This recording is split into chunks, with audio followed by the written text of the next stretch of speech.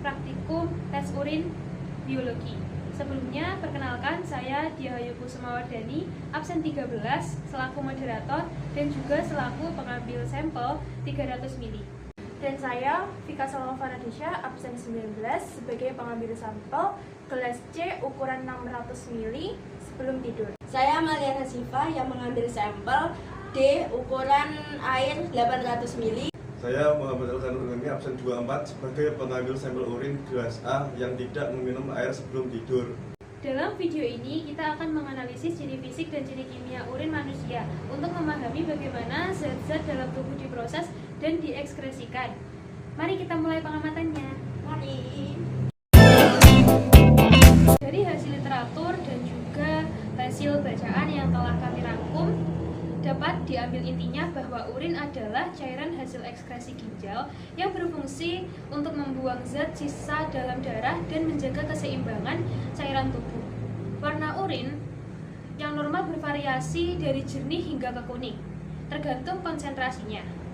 Organ yang berperan dalam pembentukan urin yaitu meliputi darah, hati, ginjal, kandung kemih, dan uretra. Warna urin dapat menunjukkan kondisi kesehatan pada manusia.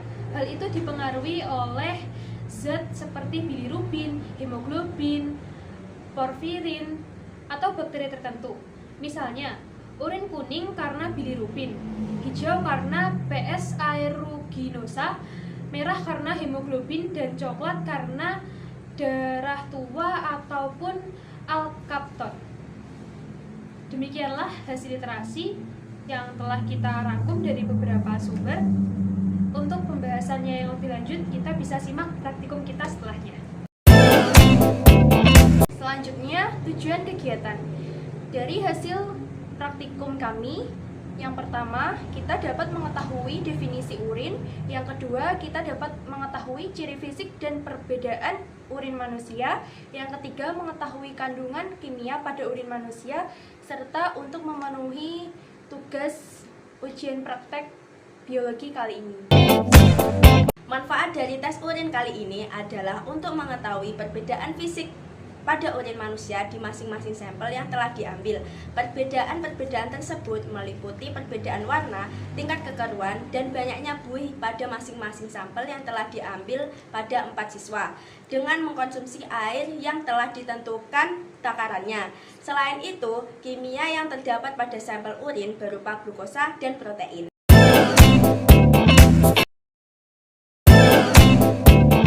Assalamualaikum warahmatullahi wabarakatuh. Saya Muhammad Elkanur Ilmi, nomor absen 24 sebagai pengambil sampel urin gelas A yang tidak minum air sebelum tidur. Kita mulai pengamatannya. Pertama-tama kita siapkan dulu gelas yang berisi urin. Assalamualaikum warahmatullahi wabarakatuh. Pagi ini saya akan melakukan pengambilan sampel urin untuk praktikum biologi. Pengambilan sampel urin saya lakukan di pagi hari pukul 5 pagi dengan 300 ml air yang telah saya konsumsi semalam sebelum tidur. Pengambilan sampel saya lakukan pada tanggal 9 Februari 2025. Setelah ini kita akan melakukan pengambilan sampel, jadi ikuti terus. Adalah 2 sampel yang telah saya ambil pagi ini, yaitu adalah sampel urin dengan 300 ml air. Cup kali ini saya tandai dengan tulisan gelas B dan gelas B1. Jadi berikut adalah glukoprotein yang akan kita gunakan untuk mengecek kandungan protein dan juga glukosa pada urin 300 ml. Kita ambil. Kita tunggu selama beberapa detik. Pada glukoproteinnya dapat dilihat yaitu kandungan protein dan juga kandungan glukosanya adalah negatif. Assalamualaikum warahmatullahi wabarakatuh. Di pagi hari ini, tanggal 9 Februari 2025, saya akan melakukan uji glukoprotein yang sebelumnya meminum air sebanyak 600 ml. Mari kita lakukan pengambilan uji sampelnya. Gelas C yang meminum air sebelum tidur sebanyak 600 ml. Saya akan melakukan uji coba dengan menggunakan glukoprotein seperti ini ya. Kemudian kita bandingkan dan hasilnya adalah negatif. Terdapat buih yang sangat sedikit. Pada pagi hari ini saya akan mengambil sampel yang bergelas D yang sebelum tidur saya mengonsumsi air 800 ml. Ini gelasnya. Dan ini alat tesnya. Kita buka dulu dan kita tunggu beberapa detik. Nah, ini berarti hasilnya adalah negatif. Pada pertama kali, kita akan membandingkan ciri fisik urin yang ada pada gelas A, B, C, dan D, yaitu meliputi perbandingan dari warna kekeruhan dan juga banyaknya buih. Kemudian dilanjutkan dengan pengecekan kandungan kimia berupa protein dan glukosa yang ada dalam masing-masing urin. Kandungan kimia dicek dengan menggunakan alat glukoprotein. Yang pertama, kita bandingkan urin A terhadap sampel B, C, dan D. Warna pada sampel A adalah kecoklatan, sedangkan pada sampel B adalah kuning tua. Pada sampel C adalah kuning, dan sampel D adalah jernih. Sedangkan tingkat kekeruhannya pada sampel A yaitu sangat keruh, sedangkan pada sampel B adalah sedang, dan pada sampel C adalah normal, dan D adalah sangat rendah. Kemudian banyaknya buih pada sampel A, buihnya banyak, sedangkan pada sampel B, C, dan D, buihnya sedikit. Pada percobaan sampel A, ciri kimia urin yaitu positif glukosa 250 dan positif protein 30. Kedua, kita bandingkan urin B terhadap sampel A, C, dan D. Warna pada sampel B adalah kuning tua, pada sampel A adalah coklat, pada sampel C adalah kuning, dan pada sampel D adalah jernih. Sedangkan tingkat kekeruhannya pada sampel B yaitu sedang, sedangkan pada sampel A adalah sangat keruh, dan pada sampel C adalah normal, dan D adalah sangat rendah. Kemudian banyaknya buih pada sampel B, C, D buihnya sedikit, sedangkan pada sampel A buihnya banyak. Pada percobaan sampel B, ciri kimia urin yaitu negatif glukosa dan negatif protein. Yang ketiga, kita bandingkan urin C terhadap sampel A, B, dan D. Warna pada sampel C adalah kuning, pada sampel A adalah coklat, dan pada sampel B adalah kuning tua, sedangkan sampel D adalah jernih. Sedangkan tingkat kekeruhannya pada sampel C yaitu normal, sedangkan pada sampel A adalah sangat keruh, dan pada sampel B adalah sedang, dan D adalah sangat rendah. Kemudian banyaknya buih pada sampel B, C, D buihnya sedikit, sedangkan pada sampel A buihnya banyak. Pada percobaan sampel C, ciri kimia urin yaitu negatif glukosa dan negatif protein. Yang keempat, kita bandingkan urin D terhadap sampel A, B, dan C. Warna pada sampel D adalah jernih, pada sampel A adalah coklat, sampel B adalah kuning tua, dan sampel C adalah kuning. Sedangkan tingkat kekeruhannya pada sampel D yaitu sangat rendah, sedangkan pada sampel A adalah sangat keruh, dan pada sampel B adalah sedang, dan C adalah normal. Kemudian banyaknya buih pada sampel D, B, dan C buihnya sedikit, sedangkan pada sampel A buihnya banyak. Pada percobaan sampel D, ciri kimia urin yaitu negatif glukosa dan negatif protein.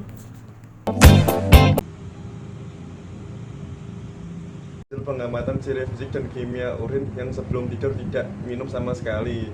Ciri fisik urin warnanya coklat, tingkat kekeruhannya sangat keruh, banyaknya buih banyak. Ciri kimia urin glukosanya plus 250, proteinnya plus 30. Dari pengamatan yang tadi telah kami lakukan dan dari pengambilan sampel yang telah kami amati, pada botol B dengan jumlah air yang diminum 300 ml dapat diambil hasil bahwa ciri fisik urinnya berwarna kuning tua, kemudian tingkat kekeruhannya sedang, dan banyaknya buih sedikit. Untuk ciri kimia urinnya yang terdapat pada urin tersebut, glukosanya yaitu negatif dan proteinnya adalah negatif. Dari hasil pengamatan ciri fisik dan kimia urin pada gelas C yang meminum air sebelum tidur sebanyak 600 ml, memiliki ciri fisik urin warnanya kuning, tingkat kekeruhannya normal, banyaknya buih sedikit. Kemudian ciri kimia urin untuk glukosanya negatif, proteinnya juga negatif. Hasil pengamatan ciri fisik dan kimia urin. Gelas D, jumlah air yang diminum sebelum tidur 800 ml, ciri fisik urin warnanya jernih, tingkat kekeruhannya sangat rendah, banyaknya buih sedikit. Ciri kimia urin, glukosanya negatif, proteinnya juga negatif. Berdasarkan tabel hasil pengamatan tes urin kali ini dan juga berdasarkan beberapa sumber yang telah kami rangkum, berikut adalah perbandingan antara sumber yang telah kami rangkum dan juga hasil pengamatan kami. Dari gelas A warna coklat, berdasarkan literatur warna ini dapat menandakan dehidrasi atau penyakit liver. Kondisi ini sangat keruh, banyak buih, mungkin ada masalah pada ginjal atau kelebihan protein. Kimia urin glukosa positif, protein positif 30. Kemungkinan ada gangguan kesehatan yang memerlukan perhatian lebih. Kemudian pada gelas B yaitu urin yang dihasilkan dengan warna kuning tua. Dalam literatur yang kami baca, warna ini masih tergolong normal, tetapi bisa juga menunjukkan kebutuhan asupan air tambahan. Akan lebih baik jika kita menambahkan asupan air kepada urin seperti pada gelas B tersebut. Kemudian kondisinya yaitu adalah sedang, sedikit berbuih, dan masih dalam batas wajar, tetapi bisa menjadi indikasi awal dehidrasi. Itulah mengapa dalam gelas B yaitu urin dengan 300 ml diupayakan untuk menambahkan meminum air agar tidak terjadi dehidrasi. Untuk kandungan kimia yang terdapat pada urin yaitu adalah glukosa yang negatif dan juga protein yang negatif. Hal ini mungkin disebabkan karena pada saat sebelum tidur kita meminum air 300 ml. Dari gelas C menghasilkan warna kuning, yaitu literatur menyebut ini sebagai warna urin yang normal dan menandakan tubuh cukup terhidrasi. Kondisi ini normal, sedikit berbuih, sesuai dengan kondisi tubuh yang sehat. Untuk hasil kimia urinnya, yaitu untuk glukosanya negatif, kemudian untuk proteinnya juga negatif. Kondisi ini tidak ada indikasi masalah kesehatan. Dari gelas D menghasilkan warna jernih. Menurut literatur menyebutkan bahwa ini menandakan hidrasi yang sangat baik. Kondisi sangat rendah kekeruhan, sedikit buih, sehingga sejalan dengan kondisi urin yang sangat sehat. Kimia urin menghasilkan glukosa negatif dan protein negatif. Tidak ada masalah kesehatan. Hasil pengamatan menunjukkan untuk gelas A memiliki indikasi kesehatan yang perlu diperhatikan karena menghasilkan urin coklat, banyak buih, dan glukosa positif. Untuk gelas B mungkin perlu meningkatkan konsumsi air, sedangkan untuk gelas C dan D menunjukkan urin yang sehat dengan hidrasi yang cukup.